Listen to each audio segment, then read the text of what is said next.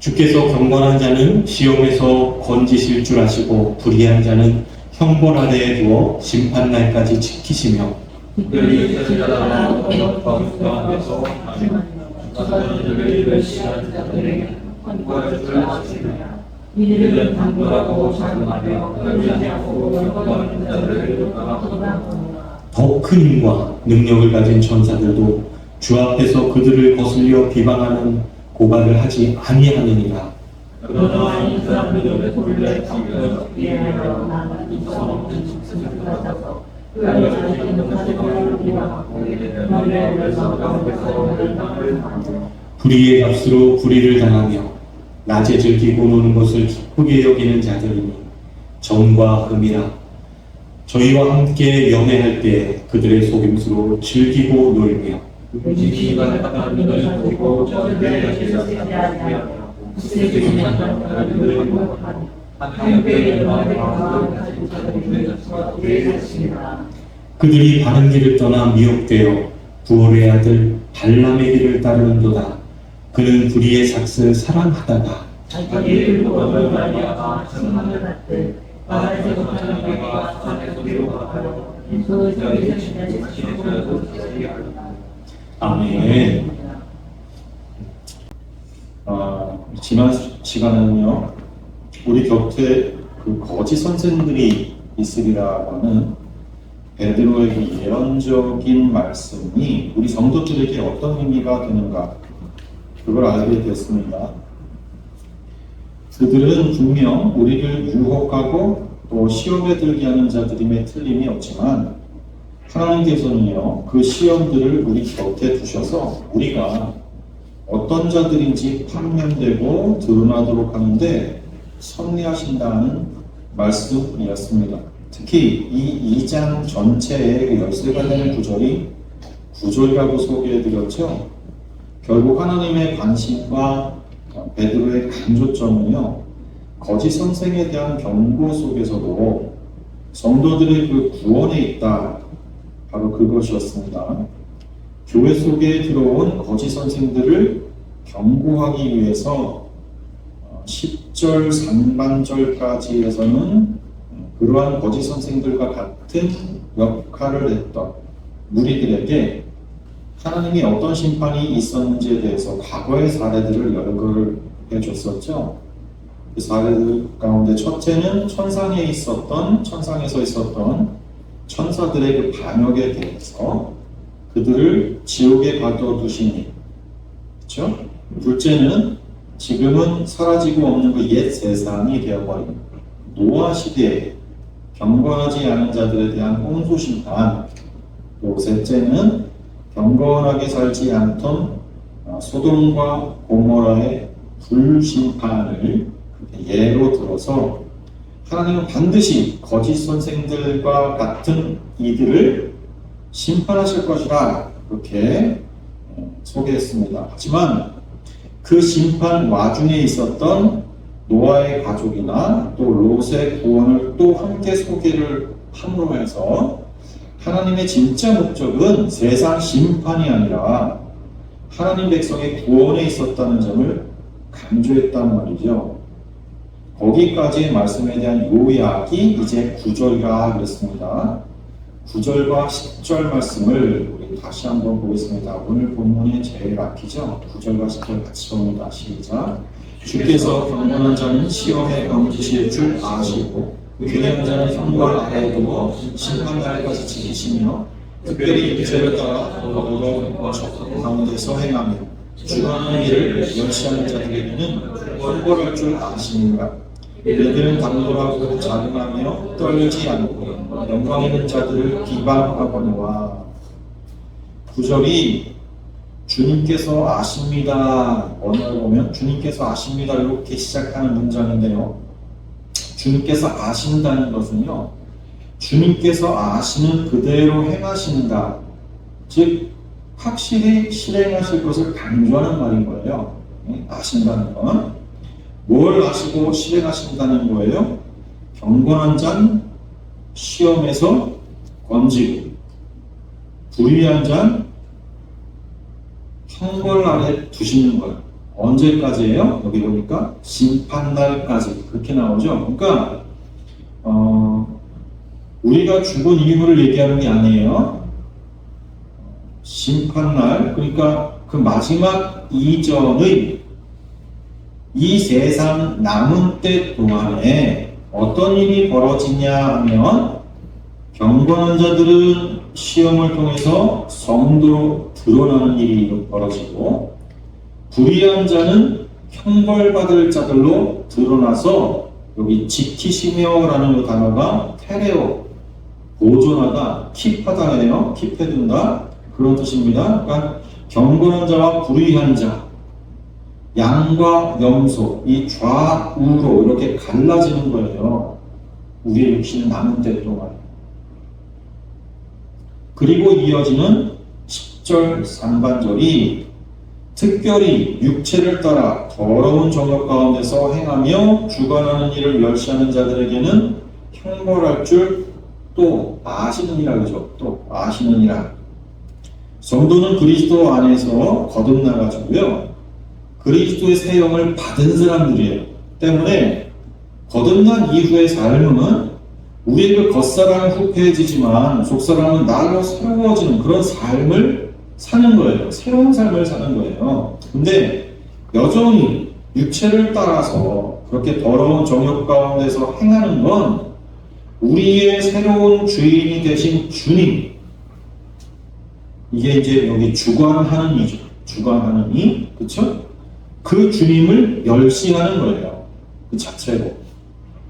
그런 자들에게는 형벌할 줄 아시느니라. 이 9절 처음이 주께서 아시느니라로 시작하고 여기 10절 상반절에서 또 아시느니라 이렇게 말씀한 거예요. 이 아신다는 게 뭐라고 그랬다고요? 아시는 그대로 행하신다는 걸 강조하는 거라고 했어요. 그리고 하반절부터 10절 하반절부터 오늘 본문 16절까지에서는 이제 그 심판의 대상이라고 강조했던 그 거짓 선생들의 구체적인 실상들에 대해서 조목조목 열거를 하고 있는 거예요. 오늘 이 본문들을 이 거짓 선생들의 실상들을 우리가 함께 살펴보게 되면 지금 이 시대의 우리 주변에도 바로 이러한 모습들이 있다는 것을 여러분이 확인을 할 수 있을 거예요. 거짓 선생들 때문에 신앙생활의 그 혼란을 겪고 있었던 당시 그 성도들에게 그들의 실상, 이 거짓 선생들의 실상을 알려주는 거죠. 그리고는 헷갈리지 말라는 거예요. 자, 그 거짓 선생들의 실상이 어떤가요? 처음에 보면 10절 하반절 처음에 보면 이들은 당돌하고 자긍하며 그러죠? 이게 톨메타이 아우다데이스라는 말을 번역한 말인데요. 이 톨메타이라는 그 단어는 신약성경에서 여기만 나와요. 신약성경 전체에서 여기만 나오는 단어예요. 그리고 이게 당돌한 자들, 또 두려움과 분별력이 없는 자들, 무식하면 용감하다고, 두려움과 분별력이 없는 자들이란 그런 뜻입니다. 당돌한 자들. 그리고 자긍하며에 해당하는 아우다데이스는요, 자기 자신, 스스로 그런 뜻의 아우토스하고 기쁘게 하다라는 뜻을 가진 헤도마이, 이게 합쳐져가지고 만들어진 단어거든요. 자신만을 즐겁게 하는 아주 오만한 사람들, 또 고집스러운 사람들, 그걸 뜻하는 말이에요. 이 아우다데이스. 그러니까 마음 중심에 자아가 그야말로 철옹성처럼 굳게 버티고 있는 자들, 그런 사람들을 가리켜 아주 고집센. 근데 무분별하고 오만한 자들을 가리킨 요 두 단어, 그 두 단어는 당시에 헬라 문헌들에요, 하나의 쌍으로, 한 쌍으로 종종 이렇게 등장하는 단어들이거든요. 그러니까 여기서는 본문의 주어로 이 두 단어가 함께 쌍으로 딱 등장해서 거짓 선생들의 특징을 드러내주고 있어요. 한마디로 그들은 여기서 뭐라고 했어요? 당돌하고 그리고 자긍한다.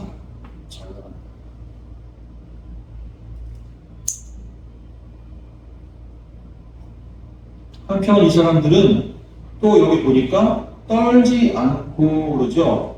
떨지 않고. 이게 이 문장 전체에서 주동사예요. 떨지 않는다.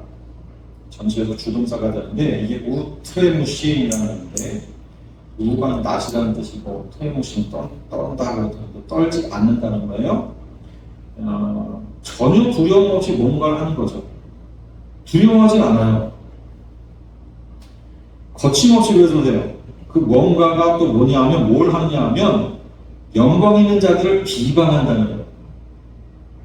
여기 영광 있는 자들이 독사스란 단어를 해석한 거거든요. 옮긴 거예요. 이게 대체 뭐냐, 이 독사스가.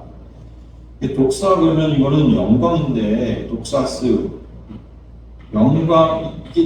영광 있는 자들이라는 이제 복수형으로 쓰인 건데, 이게 뭔가에 대해서 해석이 아주 분분해요.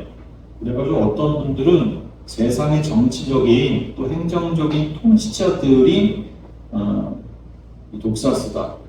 그렇게 얘기하는 분들이 있고, 어떤 분들은 교회의 그 권위자들, 교회의 통치자들을 말한다. 그렇게 하는 주장도 있고요. 더 많은 사람들은요, 이 11절에도 나오는 안게로이라는 단어 때문에 그걸 연결시켜가지고 천사들로 보기도 해요. 아주 많은 사람들이. 근데 그래서 우리 공동번역 성경에도 보면 이게 영광스러운 천사들 그렇게 번역을 해놨어요. 예? 이 독사스를 여기서는 영광 있는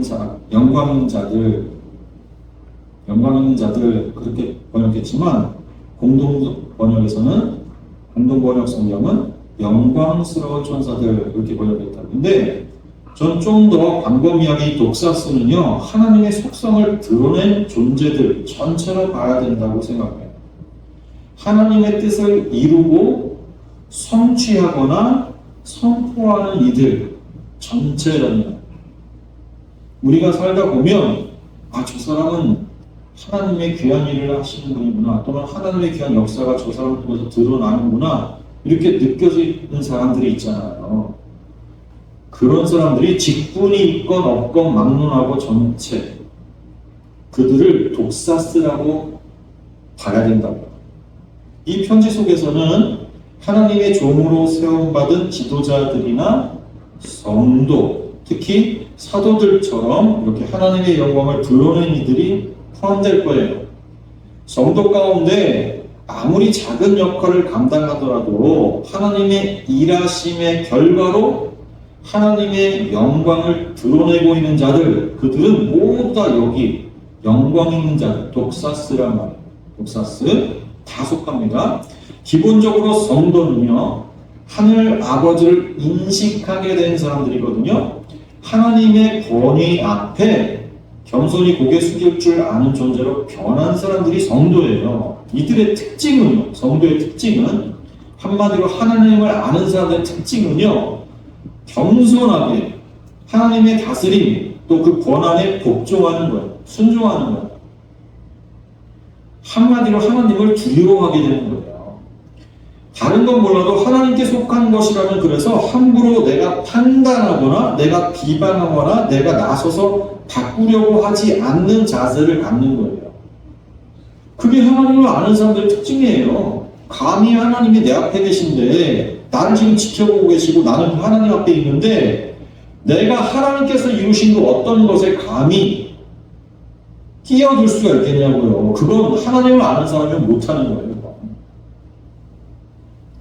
사울 왕이 귀신이 들리고 그래서 다윗을 막 죽이려고 들었었단 말이에요. 그걸 알면서도 다윗은 사울 왕을 직접 제거하지 않았어요. 맘만 먹으면 얼마든지 모반을 꾀할 수 있었을 거예요. 다윗이 당시의 영웅이었거든요. 이스라엘 전체가 좋아하는, 정말 하나님께서 보내신 이스라엘을 위한 하나님의 일꾼이라는 것을 이스라엘 모든 사람들이 알고 있었거든요. 더군다나 하나님의 예언이 있었다. 기름 부으심의 그 소문이 바닥에 다 퍼졌단 말이에요. 사무엘은 몰래 이새의 집에 들어가서 기름을 부은 것이었지만 그건 삽시간에 이스라엘 전체에 퍼졌다고요. 사울 왕도 알았어요. 자기 다음에 다윗이 왕이 될 것을 알았어요. 그러나 그는 하나님의 뜻을 거스르고 그 다윗을 죽이려고 했단 말이에요. 그럼 다윗 입장에서는 기름 부음도 받았겠다. 얼마든지 자신의 뜻으로 왕을 폐위시키고 자신이 왕의 자리에 올라갈 수 있었어요. 그거는 하나님이 정해놓은 자리예요. 자기에게 주신 자리. 그럼 우리가 잘 알듯이 다윗은 안 그랬단 말이에요. 왜 그랬을까요? 다윗은요 분명히 얘기했어요. 하나님이 기름 부으신 종을 감히 내가 어떻게 해요? 그래서 그의 옷소매를 자르는 것조차도 두려움으로 했어요. 두려움. 그렇죠? 성도는 그게 성도예요. 가만히 서서 하나님이 하시는 일을 보고 쫓는 자들이 성도인 겁니다. 비록 눈앞에서 명백한 죄악을 저지르고 또 악한 역할을 하고 있어도 그 사람이 하나님의 영광을 드러냈던 사람이라면 두려워할 줄 알아야 된단 말이에요. 왜요? 하나님은 언제 또다시 그를 사용하실지 몰라요. 언제 그를 통해서 하나님의 뜻을 이루실지 모른다니까요. 그거는요, 지금까지 형편없이 보이고 하나님의 사람이 아니라고 여기고 있었던 사람 중에도 있을 수 있어요. 그래서 성도는 항상 세상 모든 사람들 앞에서 내가 판단하고 내가 정죄하고 내가 그들을 여기에서처럼 비방하는 일은 있을 수가 없는 거예요. 여러분들 입술을 조심하셔요. 우리가 얼마나 쉽게 입술로 범죄합니까? 남을 비방하는 일이 비록 그 사람이 비방받을 만한 사람이라 할지라도 성도는 하는 게 아니에요. 왜요? 그 비방, 정죄, 그에 대한 심판은 하나님의 몫이에요. 우린 그거 알잖아요. 하나님은 우리에게 뭐라고 명령했어요? 원수까지 사랑하라 하시면서 우리가 해야 할 일을 하나님께서 특정 지어 주셨어요. 우리는 사랑만 하게끔 돼 있어요. 비방하거나 판단하거나 저울질하고 심판하고 이거는요 하나님이 하신 일이에요. 하나님이 그렇게 나누신 거예요. 그건 내가 할 테니까 너희는 사랑만 하라는 거예요. 그걸 누가 보여줬어요? 예수 그리스도 이 땅에 오셔서 예수님이 하신 일이 그거 아닙니까? 너희는 내 백성은 이렇게 살아야 된다. 내 자식은 이래야 된다라는 걸 예수가 보여줬는데 그 예수는 어땠냔 말이에요. 능력도 있었고 권위도 있었고 또 직분마저도 하나님의 자녀라는 하나님의 독생자라는 그리고 유대인의 왕이시며 온 우주의 왕이신 모든 정방성을 다 갖고 있었어요. 그런데 그걸 발휘하지 않으셨어요. 오히려 그 모든 권위를 무시하는 이들로부터 무시 그냥 받으셨어요. 그냥 무시 당하셨다니까요. 더 나아가서 목숨을 헤아려고 하는 자들로부터 자신을 지켜내는 게 아니라 그냥 빼앗겨 주셨어요. 여러분 우리가 그 길을 가야 되는 거예요. 그래야 우리가 그리스도인이라고 하는 거예요. 근데 우리가 그 길에서 벗어나서 비방하는 자의 위치에 서게 되면 뭐예요? 우리는 성도 아님의 모습으로 우리 스스로를 내어집니다. 그러니까 여기 거짓 선생에 대한 하나님의 심판에 대해서 쭉 얘기가 되고 있지만 여러분 이것을 제3자 입장에서 보시면 안 된다니까요. 그 거짓 선생의 자리에 내가 얼마나 많이 서 있었는지를 돌아보셔야 돼요. 내가 거짓 선생 노릇 많이 했다니까요. 제발 성경을 남에게 이루어질 일이라고 생각하지 마세요. 모든 말씀이 다 나에게 이루어질 수 있는 일만 기록했어요. 나와 상관없는 말씀이 하나도 없어요.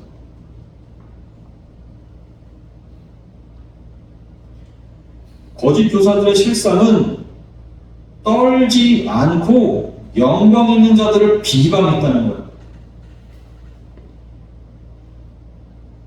하나님의 영광을 드러낸 사람들 또는 드러낼 사람들, 그들을 향하여서 두려움 없이 비방. 하나님 두려운 줄 모른다는 거죠. 비방의 목적이 뭔지 아세요, 여러분? 왜 사람들은 비방하나요? 비방을 통해서요, 나는 그렇지 않고 나는 그들보다 낫다는 걸 알리는 거죠. 사실 그게 비방의 목적이에요. 잘 생각해 보세요. 우리가 남을 왜 비방합니까? 나는 저 사람 같지 않아. 그 비방하는 순간 그거 드러내려고 하는 거예요. 그 숨은 뜻이 우리 속 깊은 마음속에 자리하고 있다니까요. 비방은 항상 자기를 높이기 위함이에요. 비방받는 그 사람을 철저하게 짓밟고 낮추어서 내가 그 위에 밟고 올라서겠다는 심보가 자리잡고 있는 거예요. 남을 비방함으로써 자기를 높이려는 게 목적인 거죠. 거짓 선생들은 교회의 지도자들과 또 사도들의 가르침에 반기를 들고서 자신들의 그 사사로 깊은 가르침을 퍼뜨리기 위해서 말씀을 가르친 사람들이죠. 그래서 이미 교회 속에서 말씀을 가르쳤던 그 지도자들과 사도들을 비방한단 말이에요. 바울 서신에 그런 일들에 대해서 더 많이 드러나죠. 이단들은요, 자신들의 교리를 전파하기 위해서 반드시 교회의 지도자들을 흠집내기 시작합니다. 그들의 변화무도 수법입니다. 이단들은 자신들의 교리를 전파하기 위해서 교회 지도자들을 흠집낸단 말이에요. 메신저를 무너뜨리면 그들이 전한 메시지도 쉽게 공략할 수도 있기 때문에 그런 거예요. 말씀을 전하는 사람의 권위가 무너지면 말씀이 심령까지 도달하지 않아요. 그렇죠? 11절을 보면 더 큰 힘과 능력을 가진 천사들로 주 앞에서 그들을 고발하지 않았다는 말씀이 나오죠. 이 그들은 앞에 나오는 영광 있는 자들, 그들을 고발하지 않았다는 말씀이 나옵니다. 11절에 하나님의 그 쓰임을 받은 자들, 영광 있는 자들, 그들에게서 하나님의 영광이 드러나는 자들, 하나님께 속한 자들은 증거가 있는 자들인 거죠. 천사들도 그들 앞에서 겸손한 마음으로 감히 비방하지 않았다 그런다고요. 11절. 그래서 거짓 교사들의 특징이 교만하다는 거예요. 하나님 두려울 줄 모르고 함부로 하나님의 사람들 또는 하나님의 영광 있는 자들을 비방하는 거죠. 남을 밟음으로써 자신을 높이려 드는 행태인 겁니다. 자, 이제 12절부터 14절까지를 한꺼번에 읽겠습니다. 12절부터 14절까지 같이 읽습니다. 그러나 이 사람들은 본래 잡혀 죽기 위하여 난 이성 없는 짐승 같아서 그 알지 못하는 것을 비방하고 그들의 멸망 가운데서 멸망을 당하고 불의의 값으로 불의를 당하며 낮에 즐기고 노는 것을 기쁘게 여기는 자들이니 점과 흠이라 너희가 함께 연애할 때 그들의 속임수로 즐기고 놀며 음식이 가득한 눈을 가지고 범죄에 그치지 아니하고 굳세지 못한 영혼들을 유혹하며 탐욕에 연단된 마음을 가진 자들이니 저주의 자식이라. 쭉 읽어봤더니 어떤 마음이 드십니까? 지금 베드로가요 아주 신랄하게 이 거짓 교사들을 공격하는 내용이잖아요. 그렇죠? 아주 원색적으로 공격하고 있어요. 먼저 그들은 이성 없는 짐승 같다 그래요. 인간 축에도 끼지 못한다는 거예요. 굉장히 센 표현이죠. 특히 짐승 같다는 표현 앞에다가 본래 잡혀 죽기 위해서 난 이런 수식어까지 써가지고 이들의 결국은 철저한 심판과 죽음이라고 지금 강조를 하고 있어요. 여기서 이 죽기에 해당하는 푸도란이라는 단어가 나오는데 이게 푸도라라는 원형이 썩어짐, 썩을 것, 부패, 멸망 이런 뜻을 가진 명사인데요. 이 명사가 쓰인 본문들을 한번 보겠습니다.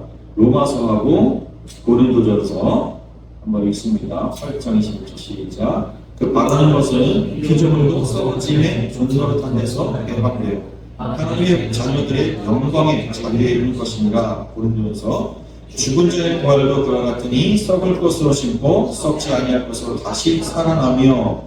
그리고 베드로 후서에도 2장 19절 우리가 본 본문의 뒤로 또 걸어가서 보면 19절에 이 말 똑같은 단어가 나와요. 같이 봅니다. 시작. 그들에게 자유를 준다 하여도 자신들은 멸망의 종들이 누구든지 진자는 이긴 자의 종이 되리라.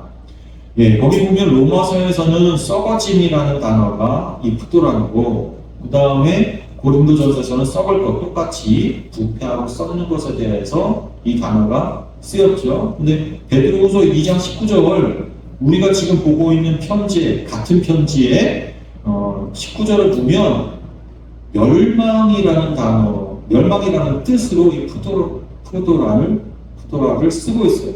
푸도라라는 단어.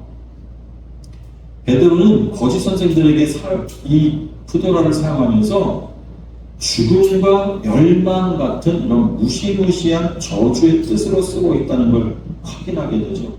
그렇죠?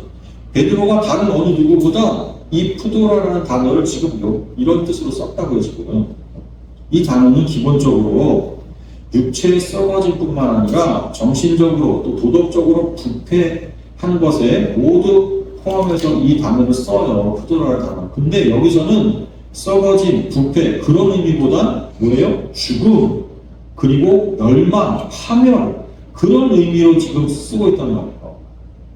이 단어를 도살당할 운명을 지닌 짐승에 이렇게 적용을 하고 있는 건 단순한 죽음을 묘사하기 위해서라기보다 거짓 선생들의 그 멸망을 아주 생생하게 나타내기 위해서 그러는 거예요. 아주 처절한 최후를 맞이할 거다. 거짓 선생들은 이성 없는 짐승과 다를 바가 전혀 없는 존재들이다. 그러니까 도살장에 끌려가는 짐승의 운명처럼 그들도 필연적으로 멸망을 당할 거다. 그게 원색적으로 강조하고 있는 거예요. 그리고 짐승 같아서 다음에 그 알지 못하는 것을 비방한다 그러잖아요. 그렇죠? 이게 문제적으로 보면 이 말은 그들이 알지 못하는 것들인데 여기에서 알지 못한 여기 해당하는 아그노시라는 단어가요. 깨닫지 못하다는 뜻이에요. 그래서 무식하다. 깨닫지 못해서 무식하다. 이게 아그노에어라는 단어의 직접의 품제로 쓰여가지고 이게 거짓 선생들이 알지 못한 것이라는 문맥상 10절에 나오는 영광 있는 자들, 영광 있는 자들을 알지 못한다고 지금 얘기합니다. 그러니까 영광 있는 자들에 대해서 이 거짓 선생들은 아그노에요. 그러니까 깨닫지 못한다, 알지 못한다, 분별하지 못한다. 하나님의 섭리 가운데 하나님의 영광을 드러내는 자들이 영광 있는 자, 독사스인데 거짓 교사들은요 하나님과 관계 없는 자들이니까 깨닫지 못한다는 거예요. 우리가 하나님의 섭리와 하나님의 일을 깨닫는다는 건 육신의 눈으로 불가능해요. 육신의 이성으로 불가능한 일이라니까요. 성령께서 알게 해주셔야 하나님의 역사잖아요. 그래서 그렇죠? 따라서 본문은 거짓 선생들이요 반드시 멸망을 당할 것이라는 멸망의 실상을 강조하고 있는 거예요. 왜? 하나님의 자녀가 아닙니다. 이런 사실은 본문에서 사용된 접속사 카이에 의해서도 잘 드러나거든요. 그러니까 우리가 사실은 성경의 문법이나 성경의 언어, 단어 습관들을 잘 알면 더 확실하게 이러한 내용들이 들어와요. 성경은 그렇게 쓰여졌어요. 깔끔하게 이해되도록 쓰여진 거예요. 문제는 깔끔하게 이해되지 않는 이유가 뭐냐? 그 문제 자체를 우리가 모르니까. 그 성경에 쓰인 헬라어의 습관들을 우리가 모르니까. 그 문법을 모르니까 그런 거예요. 13절 말씀 보니까 또 그들은 거짓 선생들이죠. 불의의 값으로 불의를 당하며 라는 말씀이 또 나오죠. 경건과는 거리가 먼 거짓 교사들이 이제는 때와 장소를 가리지 않고서 흥청망청 연락을 즐기면서 잔치를 벌이면서 즐겼다는 점을 지적을 하는 절이 13절이거든요. 불의의 값으로 불의를 당하며 시작하는 이 문장을 잘 보시면 결국은 그들이 자신들이 저지른 그것으로 그 값대로 똑같이 심판과 고음을 받는다, 이렇게 경고하는 내용인데, 여기 보시면 이런 행위의 의미가 우리에게 이제 전달시키기 위해서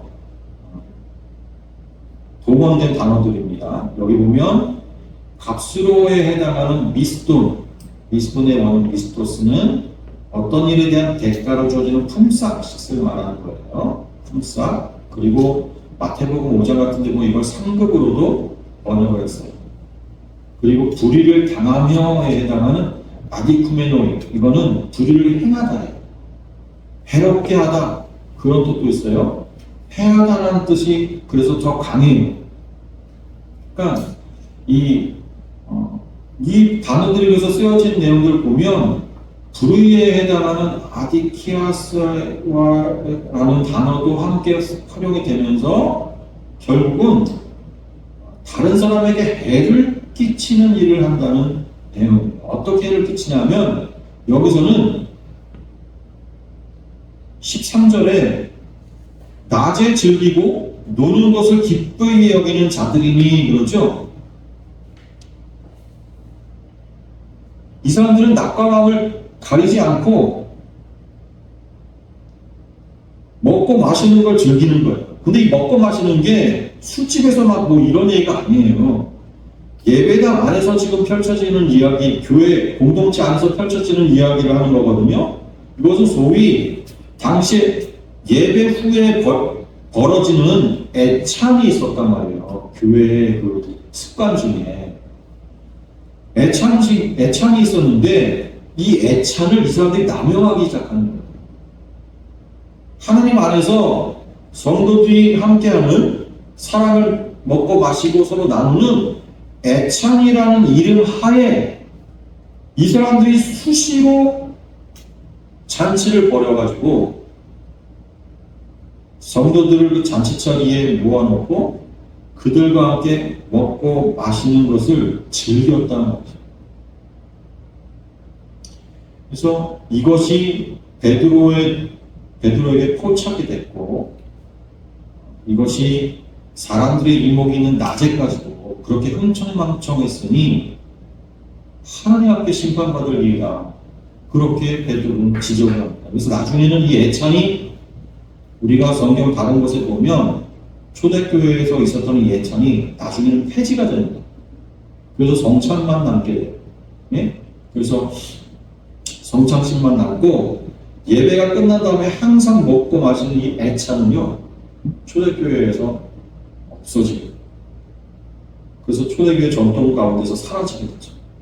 이게 왜냐하면 이렇게 남용하는 일이 있었기 때문에 그래요. 그리고 이 애찬을 할 때 어떤 일들이 벌어졌어요? 우리가 바울의 서신서에서도 봤지만 가진 자와 못 가진 자 사이에 뚜렷한 구별이 거기서 일어났단 말이에요.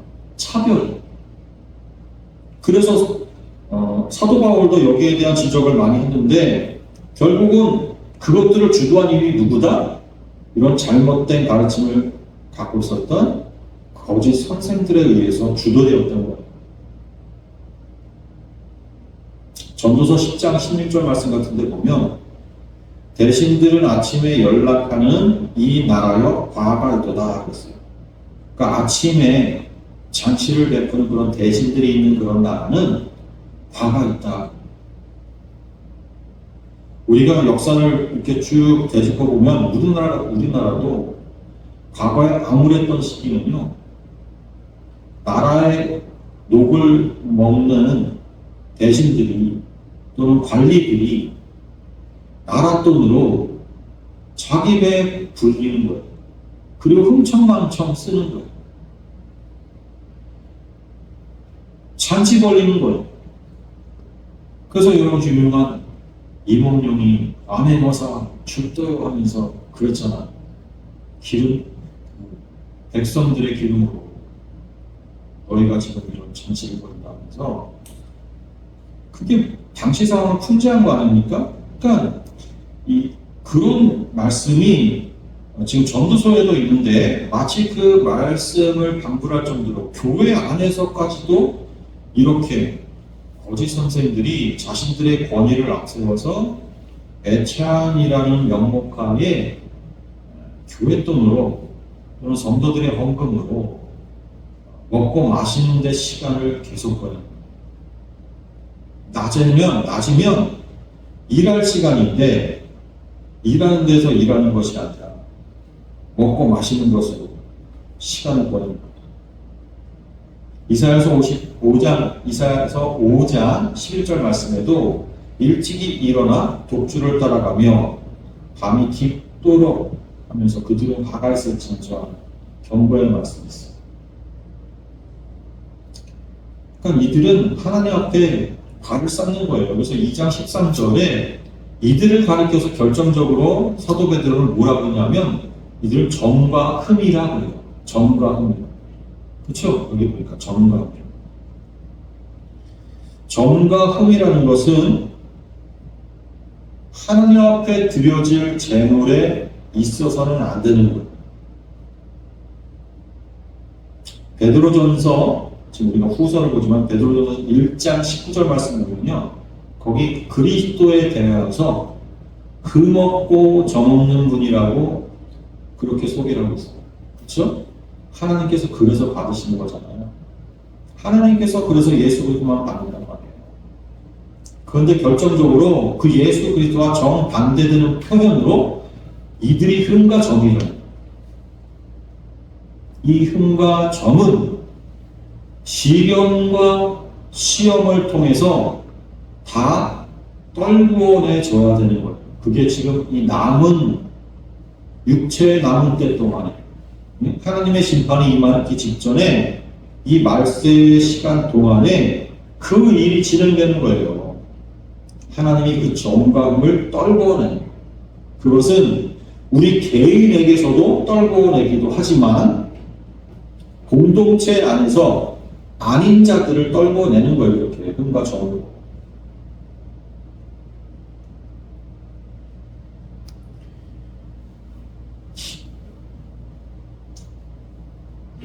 (14절) 말씀 보니까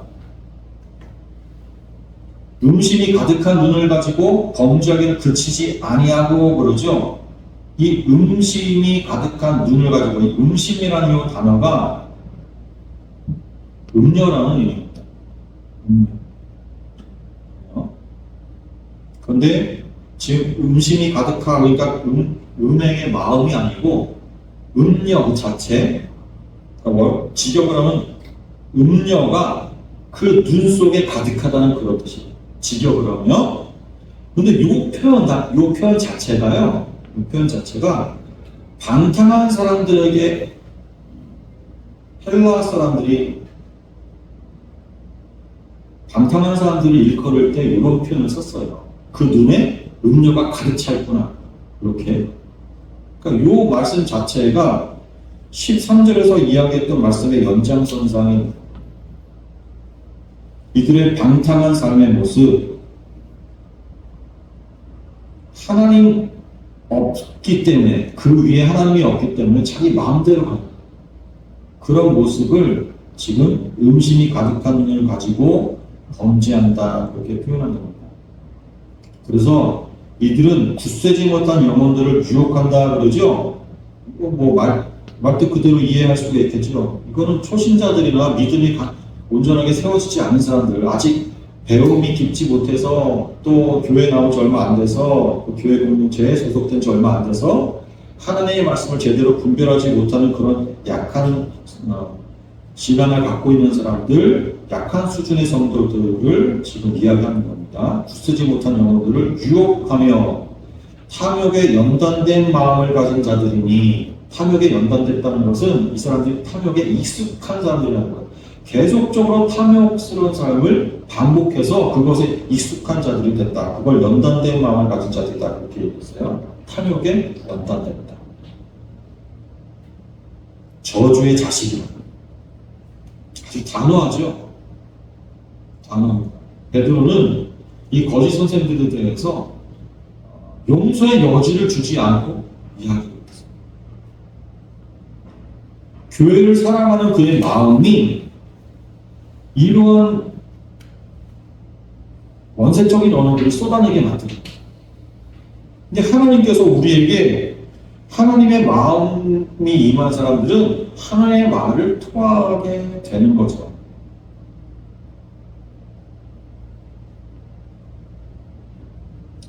자, 15절과 16절 두 절 함께 한번 읽겠습니다. 시작. 그들이 바른 길을 떠나 미혹되어 구원의 하늘 바라는 길을 따르는도다. 그는 불의의 삭슬을 사랑하다가 자기의 일법으로 말하며 책망을 받되 말하는 못하는 나귀가 사람의 손으로 말하여 이 선지자의 신운동을 저지하였느니라.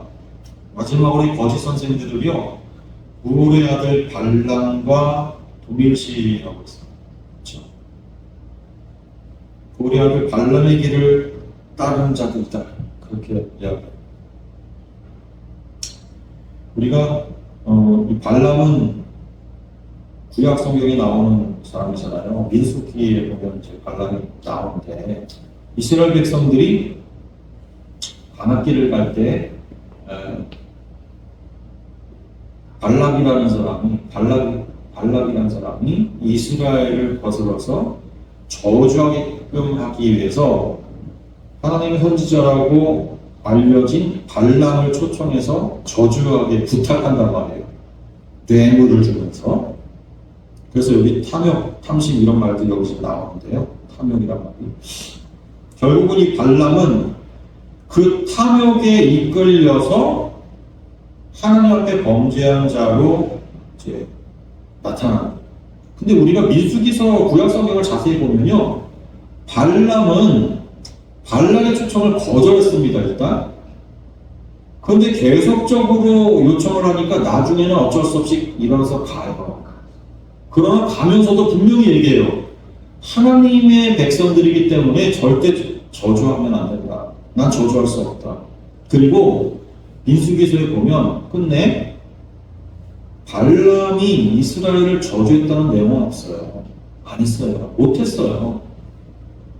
그럼에도 불구하고 베드로는요, 하나님의 성령의 통찰력 가운데서 성경에 이렇게 기록한 거예요. 발람을 향하여서 거짓 선생들과 똑같이 한 묶음으로 뭐예요? 불의 삭슬 사랑하는 사람이다. 그래서 하나님 앞에 여기 보니까 바른 길을 떠나 미혹됐다 했어요. 그렇죠? 그리고 16절에 가서는 자기의 불법으로 말미암아 책망을 받되, 그래서 나귀가 사람의 목소리를 내가지고 왜 나를 이렇게 때리냐, 나귀가 움직이지 않으려고 하니까. 왜요? 자기 앞에 천사가 서 있으니까, 가로막고 서 있으니까. 그거를 나귀는 보는데 선지자인 발람은 못 보고 있었던 거예요. 나귀는 그걸 보고 두려워서 못 가고 있는데 왜 안 가냐고 막 채찍질하니까 나귀가 입을 열어서 말하잖아요.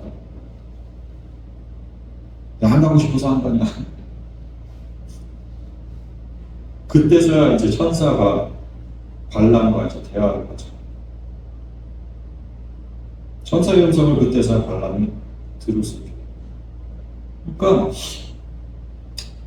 그의 동기, 마음속 동기는 그 뇌물에 끌려서 행동하고 있었다는 걸 알려줍니다.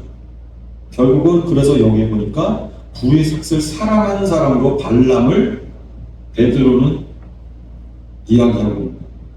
그리고 당시 교회 속에 있었던 거짓 선생들이 바로 그들의 마음속 동기가 돈을 사랑하는 것에서 시작되었고, 돈을 사랑하기 때문에 교회 속에서 활동했다는 사실을 우리들에게 이야기해 주고 있습니다. 여러분, 지금 우리가 있는 지금 현대 교회 속에도 마찬가지죠. 우리가 거짓 선생, 이단 이렇게 이야기하는 자들을 보면 사실은 그 속을 들어가 보면 다 돈 때문이에요.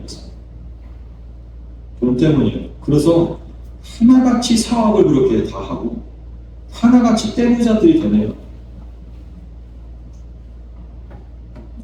하느님의 백성은요, 이 세상을 나그네처럼 지나가는 사람들 아닙니까? 나그네가 근데 왜 돈을 모읍니까? 이 세상에서 뭐 통장 속에다가 자꾸 꾸역꾸역 집어넣습니까? 그건 나그네의 의식이 없어진 사람의 모습이에요. 성도는 이 세상에서 부자 되기를 꿈꾸면요, 그거 좀 이상한 사람이에요. 정신 나간 사람이라니까요. 여기에서처럼 바른 길을 떠나서 미혹되어 있는 상태인 거예요, 여러분. 그러니까 우리가 혹여라도 살아가면서 아주 부자가 됐으면 좋겠다라는 마음이 들거든 여러분들은 바른 길에서 떠나 지금 미혹되고 있는 상황이라는 걸 빨리 알아채야 돼요. 그러니까 우리가 이런 말씀을 통해서 자신을 비추어 보게 되는 거예요. 아, 나는 지금 어떤 상태인가? 아직도 우리가 그래도 돈이 있어야 되는 거 아닌가 생각되십니까? 그러면 세상에 미혹된 상태로 또 들어갑니다. 그런 사람들은요, 그런 성도들은요, 그런 생각을 품고 또 그런 삶으로 가면 갈수록 꼬이기 시작합니다. 왜요? 하나님이 그를 사랑하시기 때문에요, 가만 안 두시는 거예요.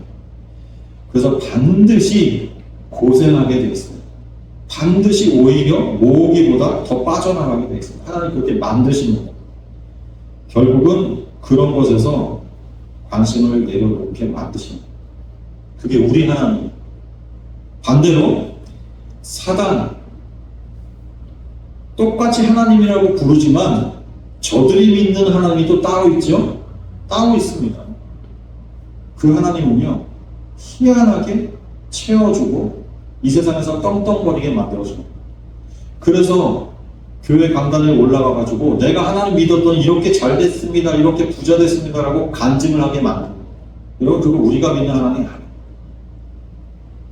분별하시란 말이에요. 우리는요, 예수만 바라보면 돼요. 예수가 어떻게 사셨는가만 상기하시면 돼요. 예수의 삶만 성경 속에서 계속 찾아보시면 돼요.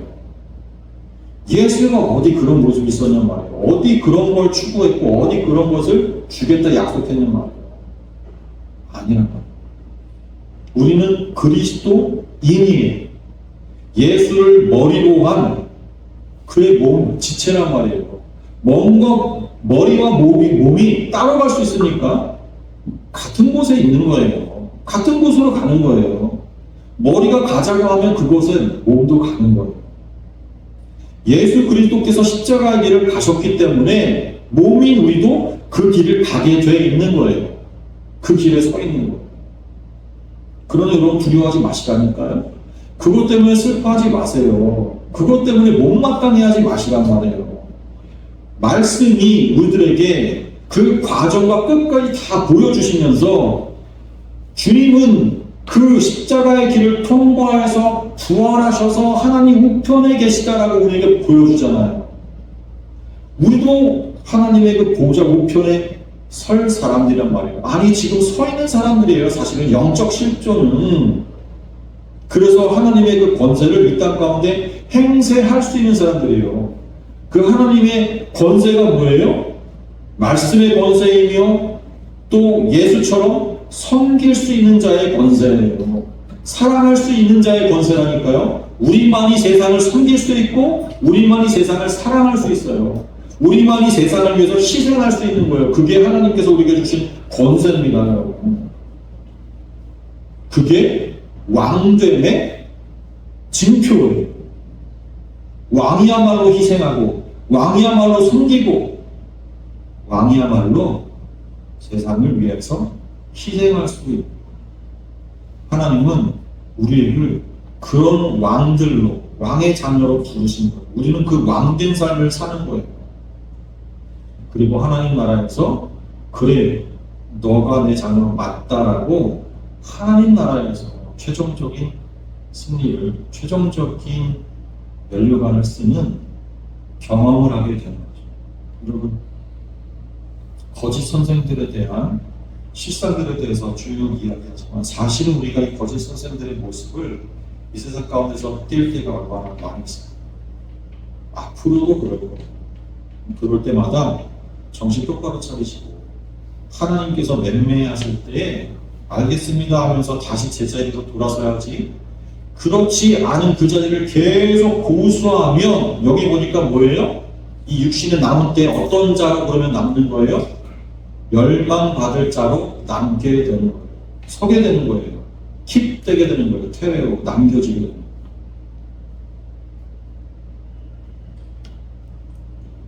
한 주간 동안에도 성령님의 인도하심 따라서 우리가 예수 그리스도처럼 죽어지는 자로 또 섬기는 자로 드러나는 여러분 되시길 주님을 축원합니다. 같이 기도하겠습니다.